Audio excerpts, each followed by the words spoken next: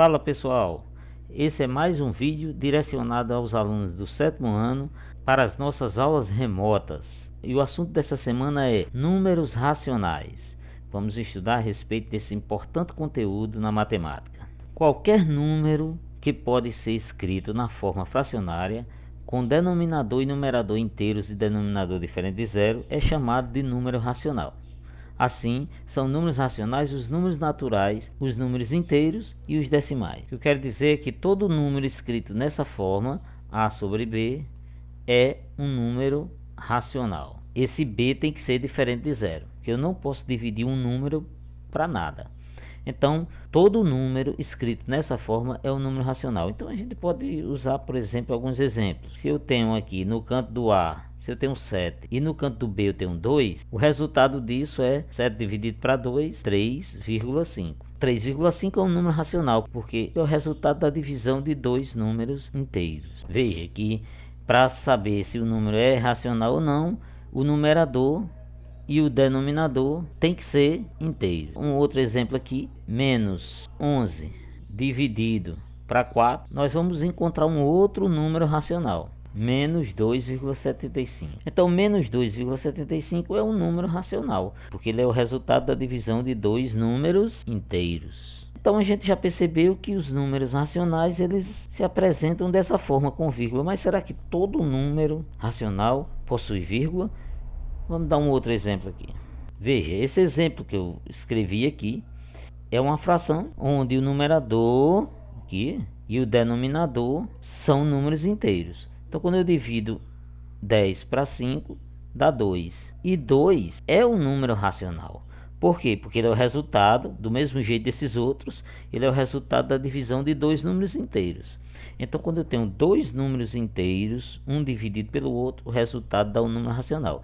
Muito embora que esse número também seja um número inteiro e também seja um número natural. Então, nós vamos estudar isso aqui, os números naturais, inteiros e racionais. Então, o que é o número natural? O número natural é representado por esse símbolozinho aqui. Então, 0, 1, 2, 3, qualquer número inteiro positivo mais o zero, então você pode escrever 0, 1, 2, 3, 4, 5, 6, infinitos números. Agora a gente tem um outro conjunto que é o conjunto dos números inteiros. O que é um número inteiro? A gente já estudou que o número inteiro são todos os números que não possuem vírgula. Então isso inclui também os números naturais e, além do mais, ainda existem os números negativos, que são os números que não possuem vírgula.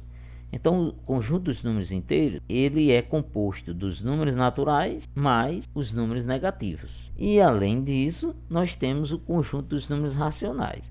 O conjunto dos números racionais, ele abrange tanto os inteiros como os naturais e, além de tudo, os números decimais. Então, veja, 4 dividido para 9 vai dar 0, alguma coisa.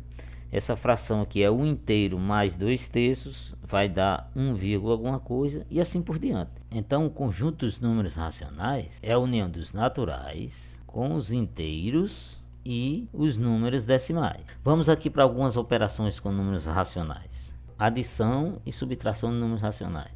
Primeiro exemplo. Aqui a gente tem a soma de duas frações. Para somar isso aqui, a primeira coisa que a gente tem que fazer é eliminar os parênteses. Para eliminar os parênteses, a gente pode fazer o seguinte: antes desse parênteses eu tenho um sinal de mais. Mais por mais é mais. Então eu vou repetir isso aqui tranquilamente.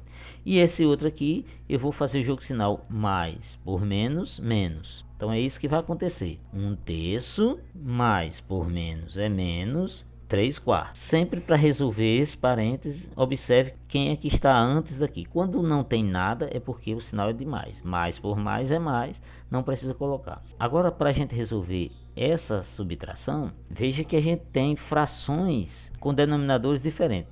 Imagine que isso aqui é um bolo dividido em 3 pedaços. E aqui é um outro bolo do mesmo tamanho, dividido em 4 pedaços. Então são pedaços de tamanho diferente. Eu não posso diminuir dessa maneira. Eu tenho que deixar essas frações com denominadores iguais, ou seja, esse bolo vai ser dividido em pedaços iguais. Então, para isso, eu tenho que encontrar o MMC de 3 e 4. Quem é o menor múltiplo comum de 3 e 4. A gente já descobriu que é o 12. Então você coloca no canto do 3 é 12 e no canto do 4 é 12, repetindo o sinal. Agora eu vou encontrar frações equivalentes. Então eu vou ter o seguinte: qual é o número que multiplicado por 3 dá 12? É o 4. Então aqui vai ficar um 4 e aqui também vai ficar um 4. Então veja, 3 vezes 4 é 12 e 1 vezes 4 é 4. Aí a gente continua encontrando outra fração equivalente aqui a essa fração. Então veja, como aqui é 4 e aqui é 12, aqui eu tenho que ter um 3. 3 vezes 4 é 12. Portanto, eu vou ter 4 vezes 3, 12.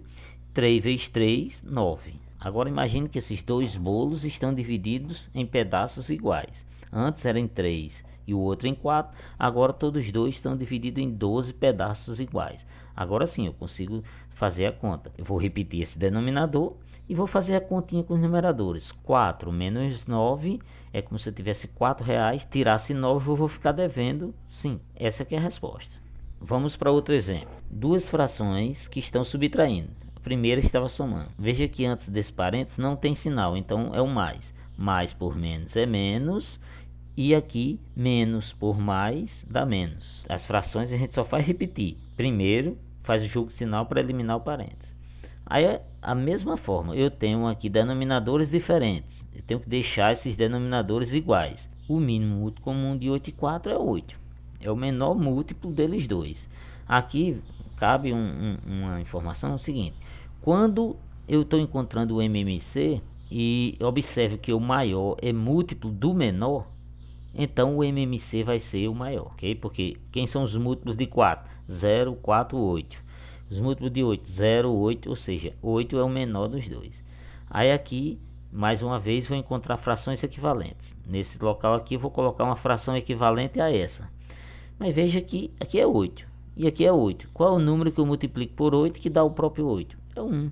Então eu multiplico 1 e 1. 5 vezes 1 é 5. Agora, essa outra fração, aqui eu vou colocar a fração equivalente a essa. Só que o denominador tem que ser 8. Aqui é 4. Então eu tenho que multiplicar por 2. 2 vezes 4 é 8. 2 vezes 4 é 8 e 1 vezes 2 é 2. Agora sim, depois que eu tenho frações de denominadores iguais, é só repetir esse denominador e fazer a conta com os numeradores aqui. Menos 5 e menos 2 dá menos 7, porque eu estou devendo 5 e estou devendo 2. Essa aqui é a resposta. Agora nós vamos estudar multiplicação e divisão de números racionais. Veja que a gente estudou adição e subtração, agora multiplicação e divisão. Primeiro exemplo.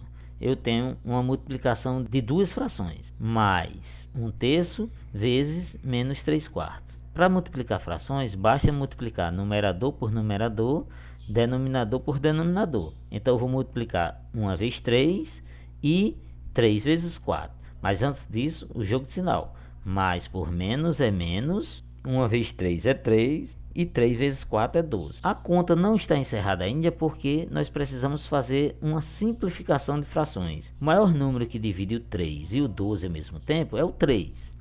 Então eu vou dividir 3 para 3 dá 1 e 12 para 3 dá 4. Então a resposta é 1/4. O segundo exemplo é uma divisão. Na divisão, repete a primeira fração e multiplica pelo inverso da segunda fração. O que é o inverso da segunda fração? É colocar o numerador para o denominador e o denominador para o numerador. Veja, repetir isso aqui, vezes, agora é só pegar o 7 e colocar lá para cima e o 2 vem para o denominador.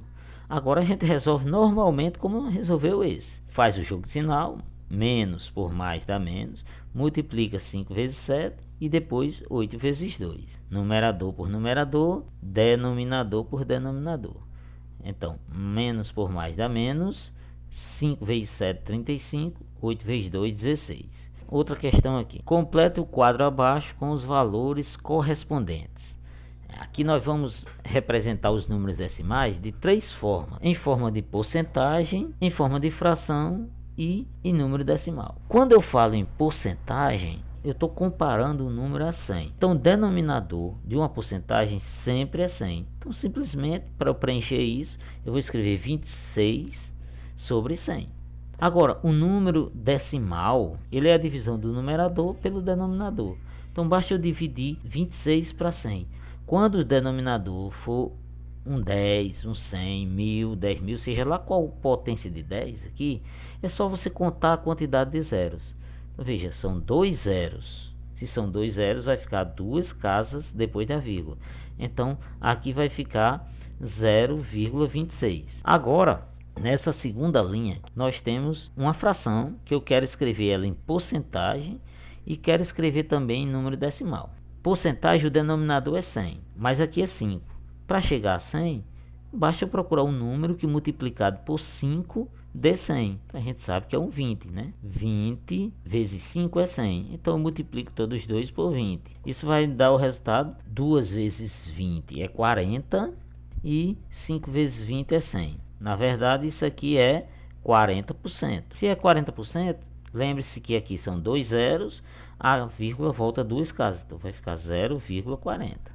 E finalmente, a gente tem um número decimal e vou escrever em forma de fração e em forma de porcentagem. Se eu tenho duas casas, o denominador é 100, aqui é a mesma coisa. Eu vou escrever esse número e o denominador é 100. Aí aqui a gente já sabe que 56 centésimos é 56%. Então, vamos parando por aqui. Se você teve alguma dúvida, eu sugiro que vocês novamente assistam o vídeo, façam pausas, vejam as questões que eu enviei para vocês e tentem responder. Se a dúvida persistir, então você entre em contato comigo pelo WhatsApp, que a gente vai ajudar de uma outra forma. Então agradeço pela atenção e bons estudos.